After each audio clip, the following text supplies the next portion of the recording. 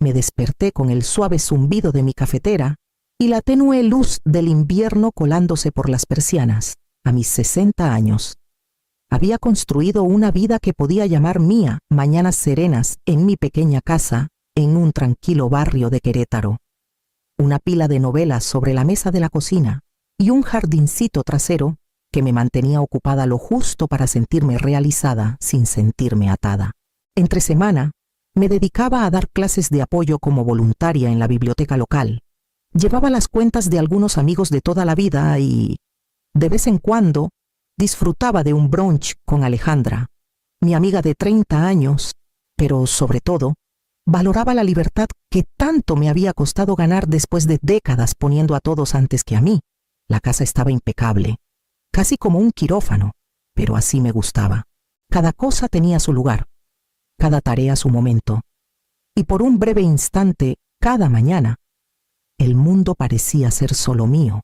Sin embargo, bajo esa calma, había un fastidio que nunca terminaba de desvanecerse. Los fines de semana ya no me pertenecían del todo. Mi nuera, Lorena, tenía la costumbre de aparecer con sus 7 hijos sin avisar, asumiendo que recibiría el caos con los brazos abiertos, como si fuera mi deber de familia. Intentaba ser paciente. Me decía que solo eran unas horas, que era por conveniencia, que los quería con el alma. Aún así, el patrón me estaba desgastando, incluso después de jubilarme, de criar a mis propios hijos, de dar años para sostener a una familia que a veces parecía olvidar que existía más allá de sus necesidades. Sentía el peso de la obligación apretando contra las frágiles paredes de mi independencia. Tomé mi café despacio, obligándome a disfrutar su calor, pero en el fondo de mi mente ya sentía el fin de semana acercarse y el cansancio que prometía. Dejé la taza en la mesa y miré el calendario, donde el sábado ya estaba marcado con el sutil recordatorio de las expectativas familiares. Me di cuenta de que este fin de semana no sería diferente al anterior, y así comencé a planear qué podría ser diferente esta vez. Los sábados por la mañana se habían convertido en un ritual que nunca pedí. Lorena llegaba a mi puerta, con el coche lleno de sus 7 hijos, todos hablando y compitiendo por atención, sin aviso, sin una llamada previa, solo con esa sonrisa amplia que parecía decir, eres la mejor tía del mundo, así que todo está bien. Durante mucho tiempo, seguí la corriente, por lealtad, por costumbre, y porque, en el fondo, me convencía de que la familia iba primero. Todavía recordaba los sábados de hace unos años, cuando me dolía la espalda de correr tras los gemelos, o cuando me saltaba el almuerzo o una siesta solo para mantenerlos entretenidos. Esas tardes me dejaban agotada, sentada en el sofá con un dolor de cabeza punzante, sintiéndome orgullosa e invisible al mismo tiempo. Cada vez que intentaba decir algo, Lorena me cortaba con una risa, y mis propios hijos, ya grandes y lejos, nunca estaban para respaldarme. Mi casa, que antes era mi refugio, se convertía en un parque de diversiones. El ruido rebotaba en las paredes, los juguetes se esparcían por el suelo, y yo me movía sin parar entre la cocina y la sala, preparando meriendas, arbitrando peleas, limpiando narices. Al principio, me recordaba que solo eran unas horas, que esos niños eran mi familia, que había hecho trabajos mucho más duros en mi vida, pero últimamente, la paciencia que antes me salía natural se sentía como una capa fina sobre una marea creciente de resentimiento.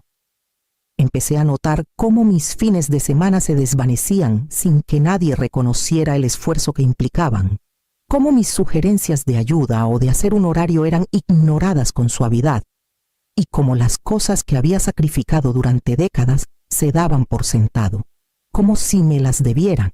Quería a esos niños, pero el cansancio y la culpa sutil pesaban más cada semana, y me di cuenta de que acomodarme a sus necesidades a costa de las mías se había vuelto automático, incuestionable e insoportable. Me hundí en mi sillón favorito, respiré hondo y me pregunté cómo podría recuperar aunque fuera un pedacito de esos valiosos fines de semana. El próximo sábado llegaría, y sabía que sería igual, pero esta vez comencé a considerar hacer las cosas de otra manera. Decidí que era hora de hablar. Con cuidado, pero con firmeza, un viernes por la noche, después de que recogieran a los niños y la casa estuviera por fin en silencio, llamé a Lorena. Intenté mantener un tono ligero, como si propusiera un pequeño ajuste en lugar de enfrentar un patrón de años. Lorena, ¿podemos hablar de los fines de semana? Empecé. Me encanta pasar tiempo con los niños, pero necesito planear algunos sábados para mí.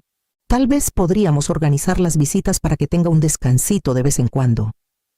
Hubo una pausa larga al otro lado, de esas que te hacen un nudo en el estómago. Luego, ella soltó una risita, casi como si no me tomara en serio. Clara, sabes que los niños te adoran. Eres como parte de la familia cada fin de semana. No veo por qué esto es tan importante. Intenté explicar que necesitaba tiempo para mí, que no era un rechazo a los niños, pero mis palabras parecían desvanecerse en el teléfono. No tienes esposo ni hijos propios, continuó. Así que esto es fácil para ti. Tienes tiempo. Nosotros trabajamos duro toda la semana. Puedes dedicar unas horas a la familia. No sentí una oleada de frustración y culpa. Ese tira y afloja entre mis necesidades y las expectativas que había interiorizado durante décadas. Quería mantener la armonía, evitar conflictos, pero también quería defender que mi tiempo y mi energía valían. El domingo siguiente, lo intenté de nuevo, esta vez hablando con mis padres durante la cena. Mamá, papá, dije, dudando un poco. Me he sentido abrumada con los niños cada fin de semana. ¿Podríamos pensar en un turno o un horario que me dé algo de tiempo libre? Elena levantó la vista, con el tenedor en la mano, y me dio esa mirada de decepción que conocía tan bien. Clara, te criamos para ser mejor que esto. Lorena trabaja mucho, merece tiempo con su esposo. Tú estás sola, no tienes esas responsabilidades. Ayudar a la familia es parte de la vida. Jorge asintió en silencio. Lorena intervino desde el otro lado de la mesa, insistiendo en que era sencillo, que podía manejar a los niños y mi vida personal al mismo tiempo. Sonreí con cortesía, tratando de no dejar ver la frustración, pero por dentro sentía un vacío de ser subvalorada y dada por sentada. Recogí mi plato, sabiendo que mi resistencia amable había fracasado, y comencé a preguntarme si las cosas cambiarían alguna vez. La Navidad se acercaba, y presentía que las cosas estaban a punto de ponerse aún más complicadas. A principios de diciembre, mi teléfono sonó con el tono alegre y familiar de mi mamá, de esos que suelen traer buenas noticias o una simple pregunta sobre los planes para la cena. Clara, querida, estamos planeando una gran celebración de Navidad este año. Comenzó. Sonreí por cortesía, ya preparándome para los detalles. Tu hermana Lorena y Ricardo están invitando a todos. Y por supuesto, estarán los 7 niños, además de los primos, tíos y tías que puedan venir. Escuché con atención mientras describía el plan. Pensamos que sería maravilloso si tú te encargaras de la comida. Siempre has organizado también las reuniones familiares y haces un trabajo increíble con los niños. Nos encantaría que lo hicieras. Sentí un nudo en el estómago. Preparar comida para 25 personas y cuidar a 7 niños. Todo en Nochebuena. Empecé a hacer cuentas en mi cabeza, solo el anticipo costaría más de 10,000 pesos. Y el costo final casi lo duplicaría. Más allá del gasto, la idea de estar en la cocina, preparando comida mientras manejaba manitas inquietas y preguntas interminables, me aplastaba como una losa. Intenté disimular mi duda. Mamá, es bastante, dije con cuidado. ¿Están seguros de que todos estarán de acuerdo si me encargo de esto? Oh, Clara, no lo pediríamos si no estuviéramos seguros, respondió con entusiasmo. Eres tan confiable. Siempre has hecho tanto por la familia. Es solo un día, y hará que todo sea perfecto. Sentí el tirón familiar de la obligación, la sensación de que decir que no sería visto como egoísta, desagradecido, incluso como falta de cariño. No se trataba solo del costo o el esfuerzo, era la expectativa de que mi generosidad no tenía límites. Semana tras semana, sábado tras sábado, había dado mi tiempo libremente, y ahora parecía que la Navidad era solo otra oportunidad para que mi familia diera por sentado lo que ofrecía. Colgué el teléfono y me senté pesadamente, presionándome las sienes. Una oleada de frustración y cansancio me envolvió, y por primera vez en años, me pregunté si habría una manera de dar un paso atrás sin parecer desconsiderada. El patrón era dolorosamente claro. Mi familia asumía que mi tiempo, mi energía y mis recursos siempre estaban disponibles. Sin cuestionar ni reconocer el peso que eso me ponía, me levanté de la silla, mirando por la ventana hacia el tranquilo vecindario, y supe que esta Navidad sería un punto de inflexión. Algo tenía que cambiar antes de que llegara la fiesta, y sabía que ya no podía seguir el guión que mi familia había escrito para mí. Esa noche decidí pasar por la casa de mis padres para hablar en persona sobre los detalles de la comida. El trayecto por las calles de Querétaro era silencioso, con un polvo de nieve temprana cubriendo todo con una calma engañosa. Iba ensayando lo que diría, tratando de mantener la voz calmada y medida. No quería otra discusión con Lorena por cuestiones menores de horarios, pero necesitaba claridad antes de comprometerme con el caos navideño. Al llegar, entré con la llave de repuesto que tenía desde hace años. La casa estaba cálida, con un leve aroma a verduras asadas y pino del pequeño árbol en la sala. Iba a anunciar mi llegada cuando me detuve, escuchando mi nombre desde la sala. Las voces de mis padres se oían claras, pero había un tono de diversión que no reconocí. Oh, Elena, Clara será perfecta para cuidar a todos los niños. Escuché decir a Lorena: no te preocupes por traer actividades. Solo pondremos películas y juegos en el cuarto de atrás. Ella puede quedarse arriba con los 7 niños mientras los adultos descansamos abajo. Me pegué a la pared, con un nudo en el estómago. Mi corazón empezó a latir más rápido. 7 niños, arriba, sola, todo el día. Mi rostro ardía con una mezcla de incredulidad y enojo creciente. Mis padres rieron, elogiando mi supuesta paciencia y energía. Ella aguanta, dijo mi madre. Ya está acostumbrada cada fin de semana. Después de todo, me deslicé al pasillo, intentando procesar lo que oía. No era solo que esperaran que cuidara a los niños. Era la forma en que lo daban por hecho, como si no tuviera otra vida, otras necesidades, derecho a descansar o disfrutar. Años de sacrificios pasados por alto y pequeñas explotaciones se agolparon en mi mente los sábados, las cenas, las tareas extra que nadie agradecía. Cada pequeño acto de generosidad había sido asumido como ilimitado, incondicionalmente disponible. El enojo creció dentro de mí, agudo e insistente. Me di cuenta de que esta Navidad, como tantos fines de semana antes, sería otro ejemplo de su sentido de merecimiento, un día en que mi tiempo y esfuerzo serían el telón de fondo para su disfrute. Sentí la culpa de siempre, pero estaba apagada por una determinación creciente. Retrocedí en silencio hacia la puerta, con las manos temblando, y supe que algo tenía que cambiar. Ya no podía permitir que mi familia dictara mi vida, ni en las fiestas, ni en los fines de semana. Nunca más. Salí a la fría noche, apretando el picaporte, con las primeras semillas de un plan formándose en mi mente, lista para reclamar el control de mi Navidad. A la mañana siguiente, comencé a pensar exactamente cómo lo haría. Me senté a la mesa de la cocina la mañana siguiente, con el teléfono en la mano, mirando el número del servicio de banquetes. Mi corazón latía rápido, pero una claridad había reemplazado la niebla de frustración que había sentido por semanas. Respiré hondo y marqué al restaurante la tradicional. Sí, necesito cancelar todo el pedido para Nochebuena, dije con firmeza, sorprendiéndome incluso a mí misma por la seguridad en mi voz. Hubo una pausa al otro lado, seguida de una incredulidad cortés. ¿Cancelar todo el pedido, señora? La Navidad está a solo unas semanas.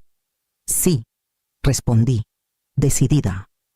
Por favor, procesen la cancelación. Este año manejaré las fiestas de otra manera. Los trámites fueron breves y pronto llegó la confirmación me devolverían cerca de la mitad del anticipo. Pero el punto más importante estaba hecho. Ya no aceptaba ser la cocinera ni la niñera no remunerada de la familia. Me recosté en la silla, con una mezcla de alivio y nervios. La idea de enfrentar el enojo de mi familia me intimidaba, pero por primera vez sentía un cosquilleo de algo que no me había permitido en años control. Saqué mi teléfono y busqué en mis contactos hasta encontrar el número de Alejandra. En septiembre, habíamos hablado de la cabaña de su familia en las montañas de San Miguel de Allende. En ese momento, lo rechacé, asumiendo que pasaría la Navidad con mi familia como siempre. Ahora, esa invitación parecía un salvavidas. Toqué la pantalla y llamé. «Clara, qué alegría escuchar tu voz», exclamó Alejandra. Le expliqué brevemente la situación. Destacando el cambio de planes de última hora, su respuesta fue inmediata, entusiasta y liberadora. «Sí, ven, te va a encantar. Tenemos espacio, nieve, todo listo para una Navidad perfecta. Solo ven cuando puedas». La calidez de su voz calmó algo dentro de mí. Por primera vez en décadas, no era una cuidadora, una proveedora ni una figura secundaria en la historia de alguien más. Estaba eligiendo mi propia alegría, mi propia paz. El miedo al juicio o las críticas seguía ahí, pero pesaba menos que la sensación de agencia que había recuperado. Colgué y comencé a empacar ligero, pensando en pinos cubiertos de nieve, senderos tranquilos y noches junto al fuego, una Navidad completamente distinta. La decisión estaba tomada, me iría. A la mañana siguiente, puse en marcha mis planes, lista para dejar atrás las expectativas de mi familia y adentrarme de lleno en mis propias fiestas. El viaje a la cabaña de Alejandra fue como dejar un peso enorme atrás. Los pinos cubiertos de nieve se extendían a lo largo de la carretera, y con cada kilómetro, la tensión que había cargado por semanas comenzaba a disiparse. Al llegar a la propiedad de su familia, me recibieron con abrazos cálidos y risas que de inmediato me hicieron sentir en casa. Por primera vez en años, estaba ahí como invitada, no como organizadora ni como alguien que debía manejar el día de los demás. La cabaña era acogedora pero espaciosa, con un fuego crepitando en la chimenea de piedra y el aroma a pino fresco mezclado con el olor de los postres navideños. Los niños corrían, emocionados por mostrarme sus habilidades en trineo, mientras Alejandra y sus hermanos se movían sin esfuerzo entre cocinar, decorar y organizar juegos. Nadie me pidió hacer algo que no quisiera. Mi presencia era valorada, no asumida.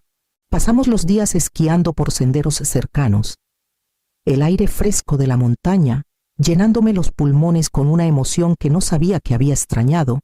Por las noches, nos reuníamos alrededor de la mesa de la cocina para preparar comida juntos, todos poniendo su granito de arena y riendo mientras picábamos verduras o revolvíamos chocolate caliente. No había jerarquías, ni la expectativa de que una sola persona cargara con todo mientras otros descansaban. Era un equilibrio que no había visto en mi propia familia en décadas. Los juegos de mesa se extendían hasta la noche, con historias y bromas resonando en la cabaña. Me sentía incluida de una manera restauradora. Validando la decisión que había tomado de alejarme de las exigencias de mi familia, la alegría era pura. Sin el peso de la obligación ni la culpa, podía simplemente disfrutar, convivir y compartir risas sin manejar caos ni resolver conflictos. Para cuando llegó Nochebuena, la cabaña se había convertido en un santuario, un espacio donde podía existir sin las presiones y manipulaciones de Querétaro. Me sentía más ligera, empoderada y más conectada de lo que había estado en años. Mientras tomaba mi chocolate caliente junto al fuego esa noche, supe que esta libertad no duraría para siempre. Mi familia llamaría. Las obligaciones regresarían, pero por ahora me permitía abrazar la fiesta en mis propios términos. Mañana los enfrentaría y estaría lista. Apenas regresé de San Miguel de Allende, el teléfono comenzó a sonar, insistente y ruidoso. Las voces familiares al otro lado eran agudas, urgentes y llenas de acusaciones. Mi madre fue la primera. Su tono frágil por el enojo. Clara, ¿dónde estás? Todos te están esperando. ¿Y la comida? ¿Qué pasó? Respiré lentamente, dejando que la calma que había encontrado en las montañas me envolviera. Mamá, no voy a ir. Hice otros planes, dije con serenidad. Su incredulidad era palpable. Estás abandonando a la familia. La Nochebuena está arruinada sin ti, insistió. La voz de mi padre siguió, severa y decepcionada. Esto es inaceptable. Hemos contado contigo por años. No puedes simplemente. Levanté la mano, cortando su coro de quejas. He sido contada por décadas. Sí, he dado cada fin de semana, cada fiesta, cada expectativa sin pausa. Pero este año, elijo diferente. No voy a cocinar, no voy a cuidar niños, y no voy a ser tratada como una empleada sin sueldo para su conveniencia. El teléfono quedó en silencio por un momento, y luego la voz de Lorena sonó aguda e incrédula. Clara, no puedes dejarnos con los 7 niños. Esto no se trata de ti. Lo planeamos todo para poder descansar. Entiendo sus planes, dije con firmeza, pero no soy parte de ellos. Quiero a esos niños, pero mi tiempo, mi energía y mi paz no están en negociación. Si no pueden respetar eso, entonces no participaré. Podía escuchar la incredulidad, los intentos de hacerme sentir culpable, el suspiro agudo mientras se daban cuenta de que esto no sería una negociación como las de antes. Sentí una oleada de algo desconocido: satisfacción, claridad, empoderamiento. Estaba firme, articulando un límite que había evadido por años, y podía sentir su peso aligerándose. Cuando terminaron las llamadas, la habitación se sentía quieta. La tensión habitual reemplazada por una certeza tranquila. Sabía que habría consecuencias, voces molestas, quizás incluso resentimiento, pero por primera vez entendí que proteger mi felicidad requería decir no a la manipulación, que mi bienestar no podía ser sacrificado por la comodidad de otros. Colgué el teléfono y me hundí en mi sillón, dejando que la realización se asentara la próxima fiesta, el próximo fin de semana, y cada momento que antes había dado sin pensar ahora podían pertenecerme. Mañana comenzaría a reconstruir mi vida en mis propios términos. Los días siguientes fueron tranquilos de una manera que no había experimentado en años. Bloqueé las llamadas persistentes de mis padres y Lorena, dejando que el silencio reemplazara la tensión que solía llenar mi teléfono. Mis mañanas volvieron a ser mías leyendo, cuidando mi pequeño jardín, disfrutando del ritmo lento de una vida independiente. Las tardes las pasaba visitando amigos, siendo voluntaria en la biblioteca o explorando partes de la ciudad que nunca me había detenido a notar. Las noches traían una comodidad que casi había olvidado. La posibilidad de cocinar para mí sin expectativas, de servirme una taza de té y leer sin interrupciones, de simplemente ser. El peso de años de obligaciones automáticas se aligeró gradualmente mientras entendía que el amor familiar no exigía el sacrificio de mi felicidad. Establecer límites no me hacía cruel ni desamorada. Había restaurado mi sentido de valía. Los planes de viaje con Alejandra y otros amigos llenaron mi calendario, y sentí una alegría que era solo mía, ganada con valentía e insistencia en el respeto. La independencia ya no se sentía solitaria, se sentía liberadora. Reflexioné sobre las fiestas que había pasado como cuidadora, el esfuerzo dado sin cuestionar, y entendí que el empoderamiento no venía de ceder, sino de saber cuándo decir no. Y mientras los días se desplegaban, abracé el conocimiento de que mi vida, mi tiempo y mi paz eran, finalmente, míos.